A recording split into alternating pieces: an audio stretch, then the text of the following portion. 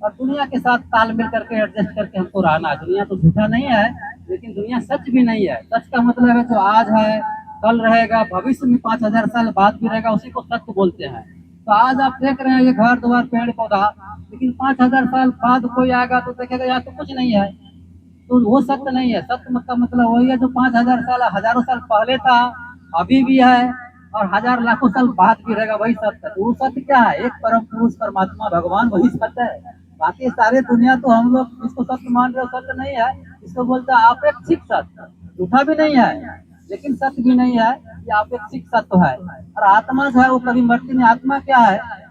आत्मा को आप मान के चलिए, जीवात्मा को एक प्रतिफलन है। प्रतिफलन का मतलब है छाया, प्रतिछाया। जैसे कि आसमान में एक चंद्रमा है, और यहाँ पर 50 को आप आईना रख दीजिए, तो सब आईना में एक एक तो चंद्रमा दिखाई देगा। एक आकाश वाला चंद्रमा भी दिखेगा, और सब आईना में भी चंद्रमा दिखेगा। तो सच्चाई तो आकाश वाला केवल है, आईना वाला सच्चाई भी नहीं है, झूठा भी नहीं है। वही हम लोगों का जीवन है। हम लोग न तो सच्चा है न झूठा है, सच तो एक ही है। लेकिन जब तक परमात्मा से आप जुड़े हुए हैं, आपका संपर्क बना हुआ है, तब तक आपको अनुभव हो रहा है कि हम जिंदा है। जैसे ही वो प्रतिछाया आईना टूट जाता है, वो छाया खत्म हो जाता है। यही जीवात्मा है। जब तक आपका शरीर है, उस पर जो परमात्मा का प्रतिफलन हो रहा है, वही है जीवात्मा। आपका शरीर खत्म हो गया तो कुछ नहीं। जैसे समुद्र का पानी है, तो लेकिन समुद्र का पानी कहाँ से आ रहा है? सब पहाड़ से आ रहा है। हजारों नदियां पहाड़ से निकल रही है, सबका अलग अलग नाम है। गंगा है, जमुना है, सरस्वती है, या कोयल नदी है। सब नदी कहाँ जा रही है? समुद्र की तरफ जा रही है, बृहद की तरफ जा रही है। जो बड़ा है उसके तरफ जा रही है। तो हम लोग सभी आए हैं उस बृहद से, और हम लोग भी जा रहे हैं उसी बृहद की ओर। और नदी जाकर जब समुद्र में मिल जाती है, तो उसका नाम खत्म हो जाता है। न गंगा रहता है, न जमुना, न सरस्वती, सब समुद्र का पानी एक हो जाता है। तो हम लोग भी चलते चलते जब उस बृहद में एक दिन एक हो जाएंगे, ये जो काम करने के लिए नाम दिया गया ना, नाम खत्म हो जाता है। वही मैं बोला ना कि मेरा 5वां नाम है हरि कृपान, लेकिन हरि कृपान से पहले तो मेरा 4 बार नाम बदल गया। तो वो क्या, हरि कृपान मैं थोड़ी हूँ? तो वही चीज असली जानने के लिए आपको साधना करना पड़ेगा कि मैं हूँ कौन, मैं आया कहाँ से, कहाँ जाना है। ये चीज को जान लेता है, जैसे समाज के सुख दुख से परे हो जाता है। और उसी को जानने के लिए आनंद मार्ग की साधना पद्धति है जो हम लोग सिखाते हैं। और उसी को जानने के लिए आपको कुछ नहीं, 10 मिनट सुबह शाम आप अभ्यास करेंगे, तो सच्चाई धीरे धीरे जब खुलते जाता है तो आपको पता लगता है। क्योंकि मन चंचल है ना। जैसे आप कुआं में पानी में अपनी छाया देख सकते हैं, लेकिन पानी जब हिलने लगेगा तो छाया नहीं दिखता है। तो उसी तरह हम लोग का मन जब बहुत चंचल है, दुनिया में हर चिंता करते रहता है, ये चीज मिले वो चीज मिले।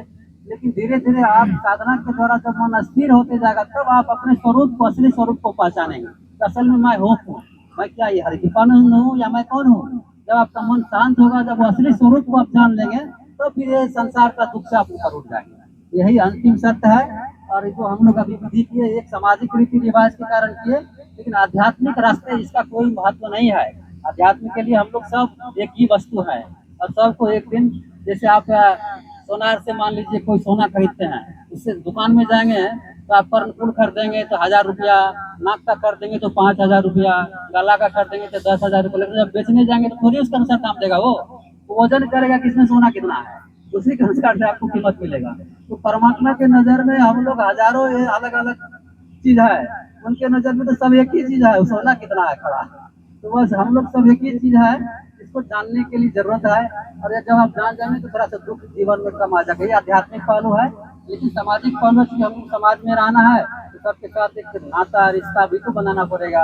सामाजिक काम करने के लिए भी तो हमको समाज चाहिए। इसके लिए हम लोग ये सब रिश्ता जोड़ते हैं, भाई है, बहन है, चाचा है, ये सामाजिक रिश्ता है, इसको भी निभाना पड़ेगा।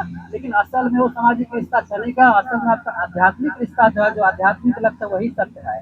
तो ये सब चीज तो चलेगा, इसलिए इसमें ज्यादा उलझना नहीं है, इसमें दुख मनाना नहीं है। सच्चाई जान करके बाबा बोलते हैं ये शोक जो है ज्यादा से ज्यादा 12 दिन तक मना सकते हैं, इससे ज्यादा शोक के कोई महत्व नहीं है। क्योंकि वो तो कहीं गए नहीं ना, जहाँ से आए वो अपनी गति पर गए। तो जहाँ से आए थे क्यों चले गए इतने जल्दी? तो उनका काम हो गया, वो चले गए। सब आदमी का अपना अपना काम बटा हुआ है ना। जैसे आप नाटक करते हैं, तो नाटक में क्या देखते हैं? कोई राजा बन गया और कोई भिखारी बन गया। तो नाटक में कोई राजा है, उसको भिखारी को काम दे रहा है, कोई मंत्री बन गया, और प्रजा देख रहा है कि तो नाटक में कितना अच्छा रोल कर रहा है, पुलिस आएगा उसको अरेस्ट करेगा। और जब नाटक खत्म हो जाता है तो क्या करता है? जितने जो किराएदार है या उसमें जो पार्ट ले रहा है, पीछे में जाके एक साथ खाना खा रहा है। ये हम लोग का नाटक चल रहा है। जिसको जो रोल मिला है, अपने अपने ढंग से सब रोल कर रहा है। जैसे आपका नाटक खत्म हुआ वहाँ सब एक ही है, वहाँ कोई अलग नहीं है। तो ये नाटक को हम लोग को निभाना है, नाटक तो करना ही है जो नाटक में रोल मिला है, लेकिन असली रोल ये आपका नहीं है। ये तो नाटक जैसे ही खत्म होगा इस चीज को जान करके देखे कि वो जो आदमी जहाँ से आया अंतिम में उसको वही जाना है। इसमें दुख की कोई बात नहीं है। परमात्मा उनको उतना दिन के लिए हम लोग के पास भेजे थे, उनका काम हो गया, परमात्मा ने उनको बुला लिया अपने पास, इसमें दुख की क्या बात है। उसको अपने सबको तो जाना ही वही। ये सामाजिक रीति से लगता है कि अरे हम लोग के बीच से चले गए, लेकिन ड्रामा में उनका उतना दिन के लिए ही रोल था, उनका रोल हो गया, ड्रामा वो अपना चले करके चले गए। और हम लोग का जो ड्रामा चल रहा है चलता रहेगा। तो जिसका जिस दिन खत्म हो जाएगा वो सबको जाना है, यही सच्चाई है, जो आया है वो जाएगा।